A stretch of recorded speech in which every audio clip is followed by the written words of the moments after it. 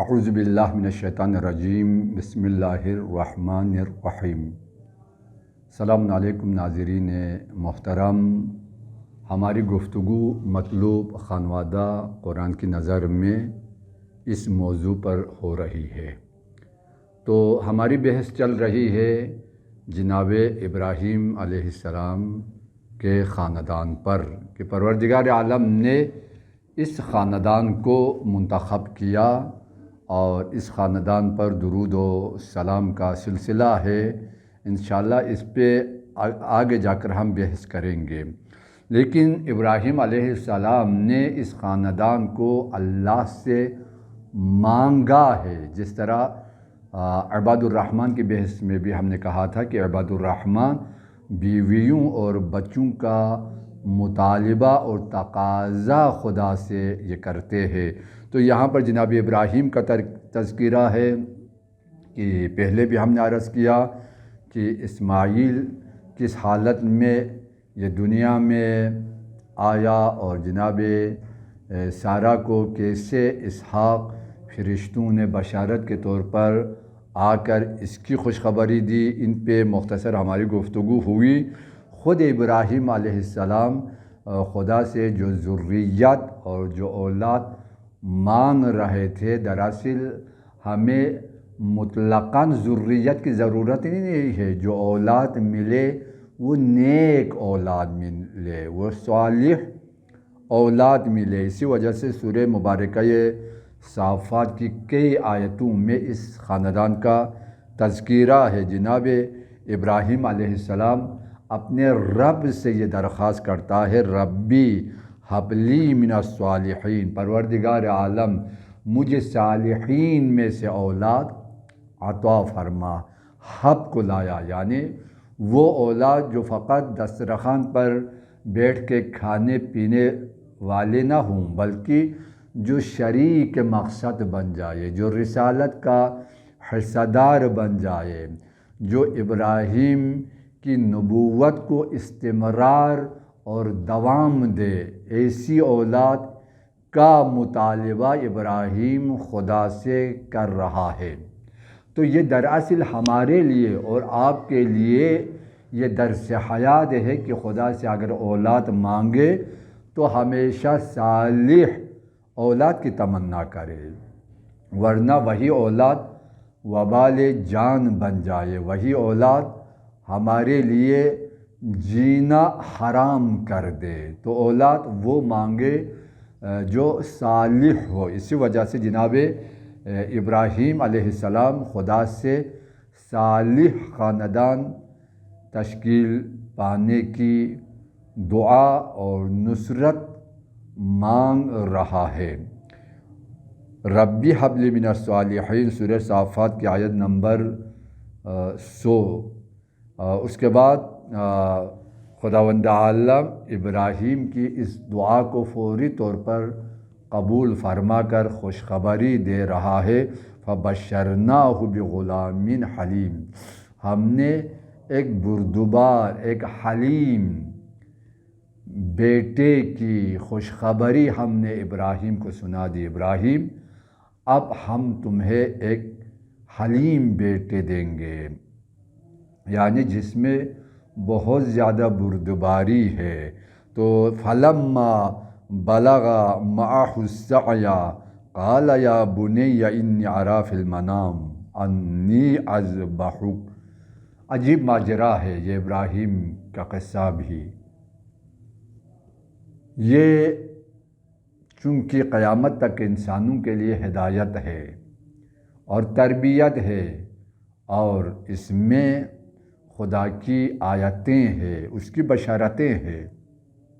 مانگو خدا سے، لیکن جب خدا نے ایک حلیم بیٹا عطا کیا، فلما بلغ معه السعی، جب بیٹے کے ساتھ اسماعیل کے ساتھ ابراہیم خوش ہے، جب یہ بیٹا دوڑنے لگا، یعنی گویا کہ یہ نوجوانی کی منزل طے کرنے لگا، قال یا بنی، ابراہیم اپنے بیٹے سے مخاطب ہو کر کہتے ہیں، اے میرا بیٹا، یہاں پر باپ اور بیٹے کے درمیان جو رشتہ ہے مقدس رشتہ ہے، لیکن اس میں احترام رکھنا ضروری ہے۔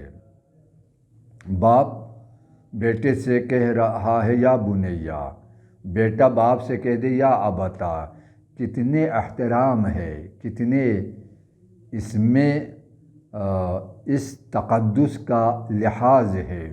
جناب ابراہیم علیہ السلام اپنے بیٹے سے کہہ رہا، بیٹا میں نے خواب میں دیکھا ہے، انی اذبحک، میں تجھے ذبح کر رہا ہوں۔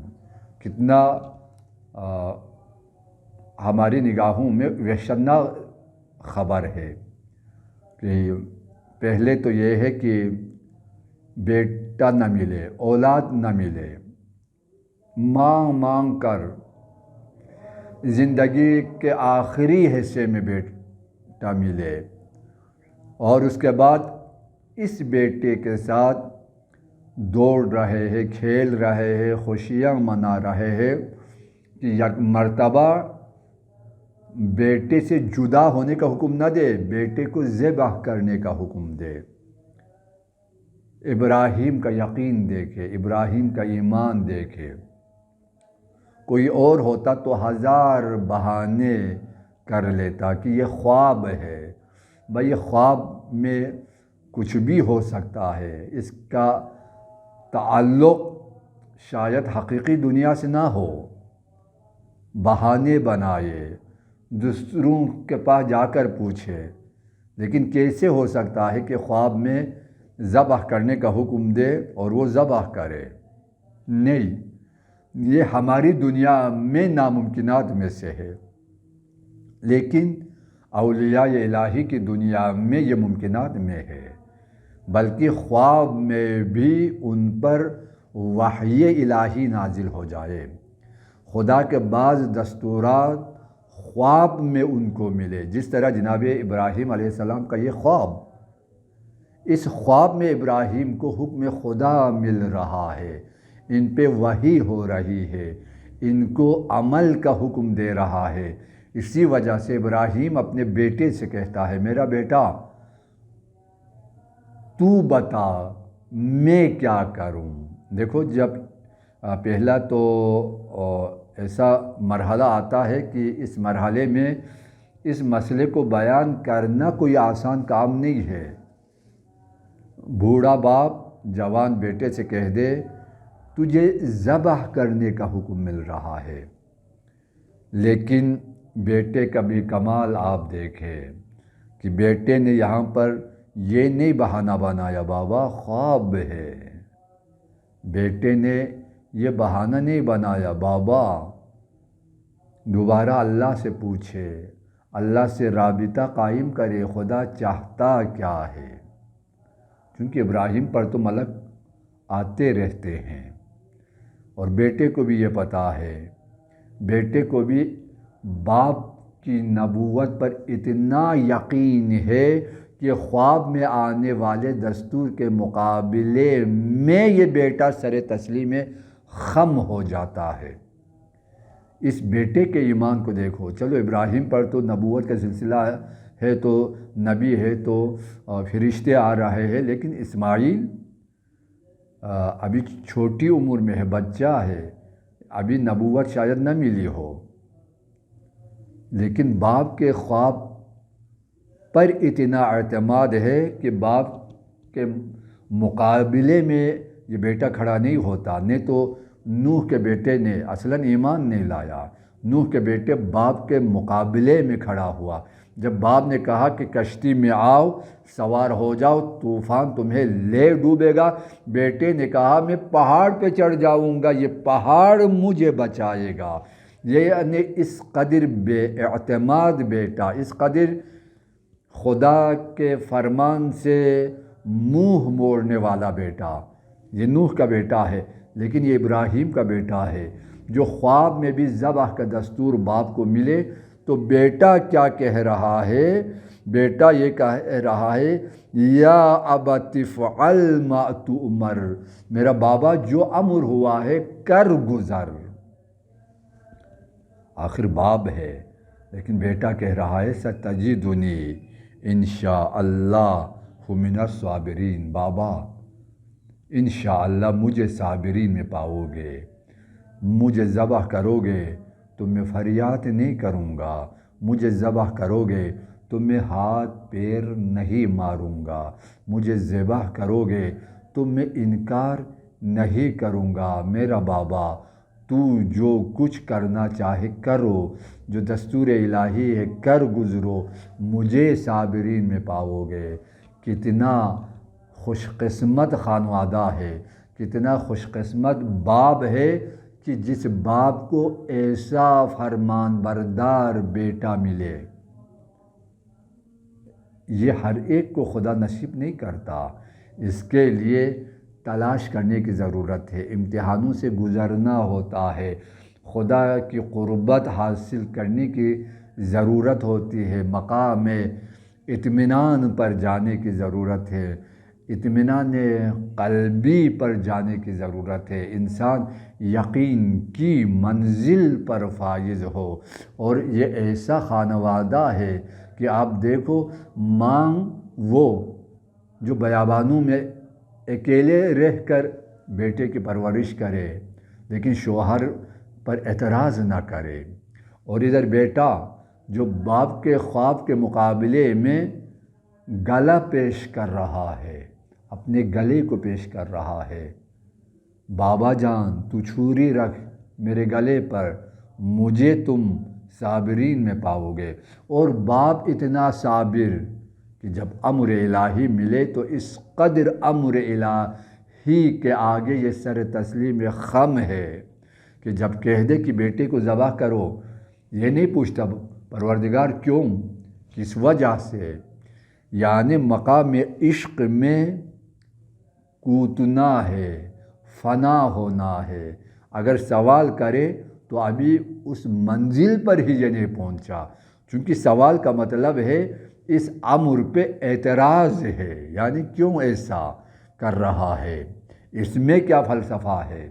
لیکن یہاں پر ابراہیم ایمان کے اعلیٰ درجے کی نمائش کر رہا ہے کہ میں ایمان کے اس آخری درجے پر ہوں کہ جہاں جوان بیٹے کے گلے پر چھری رکھنے کا بھی امر ہو جائے تو میں کیوں نہیں کہوں گا، میں بغیر سوچے، بغیر توقع، بغیر اعتراض میں فوری طور پر وہ عمل کر گزروں گا۔ یہ ہے اولیاء الہی کی سیرت۔ تو آگے کا منظر بھی قرآن پیش کرتا ہے، فَلَمَّا أَسْلَمَا وَتَلَّهُ لِلْجَبِينِ، جب بیٹا تسلیم ہوا، بیٹے نے اعتراض نہیں کیا، بیٹے تسلیم، باپ تیار۔ اب باپ بیٹے کو جبین کے بل لٹاتا ہے، اللہ اکبر۔ یہ ابراہیم، یہ کیسا باپ ہے جی، دنیا کے کروڑوں باپ اس باپ کے پیروں کی خاک پر قربان ہو جائے۔ کیا عظیم خاندان ہے، اس خاندان پر اسی وجہ سے تو درود خدا ہے، درود ابراہیمی، یہ اسماعیل پر ہے، یہ اسحاق پر ہے، یہ ابراہیم پر ہے۔ ان کے تسلیم کی وجہ سے، ان کی اطاعت کی وجہ سے، خدا باوری کی وجہ سے خدا ان پر اپنی عنایتوں کی بارشیں نازل فرماتا ہے۔ جب اسماعیل کو جبین کے بل ابراہیم لٹاتا ہے، یہاں پر جب چھری چلاتا ہے باپ، بیٹے نے کہا بابا آنکھوں پہ پٹی باندھ لو اور میرے ہاتھ پیروں کو رسی سے باندھ لو، کہیں ایسا نہ ہو کہ کوئی ہاتھ پیر مارے تو امر الہی کے نفاذ میں کوئی خلل نہ آ جائے۔ جو دستور الہی ہے اس میں کوئی خلل نہ آ جائے۔ یہاں پر باپ نے آنکھوں پہ پٹی باندھ کے ہاتھ میں چھری لے کر جب بیٹے کو لٹا کر گلے پہ چھری چلانا شروع کیا، لیکن جب دیکھا تو گلے پہ چھری نہیں چل رہی ہے۔ ایک مرتبہ ابراہیم کو غصہ آیا، خنجر کو پھینک دیا، ایک پتھر پہ یہ خنجر پڑا، پتھر 2 ٹکڑوں میں تقسیم ہوا۔ ایک مرتبہ ابراہیم نے چھری سے کہا کہ بات کیا ہے، تو اس نازک گلے پر تو نہیں چل رہی ہے، لیکن ادھر جا کر سخت پتھر کو تو نے کاٹ دیا، یہ ماجرا کیا ہے؟ آواز آئی امرانی خلیل و منعنی جلیل، میں کیا کروں، مجھے خلیل کاٹنے کا کہہ رہا ہے لیکن جلیل مجھے نہ کاٹنے کا کہہ رہا ہے۔ مجھے خلیل امر دے رہا ہے لیکن جلیل مجھے روک رہا ہے۔ یہاں پر خداوند عالم ابراہیم کی طرف یہ ندا کرتا ہے، وَنَادَيْنَاهُ أَن يَا إِبْرَاهِيمُ قَدْ صَدَّقْتَ الرُّؤْيَا، ابراہیم تو نے خواب کو مکمل کیا، سچ کر کے دکھایا۔ اِنَّا كَذَلِكَ نَجْزِي الْمُحْسِنِينَ، ہم محسنین کو اسی طرح اجر دیتے ہیں۔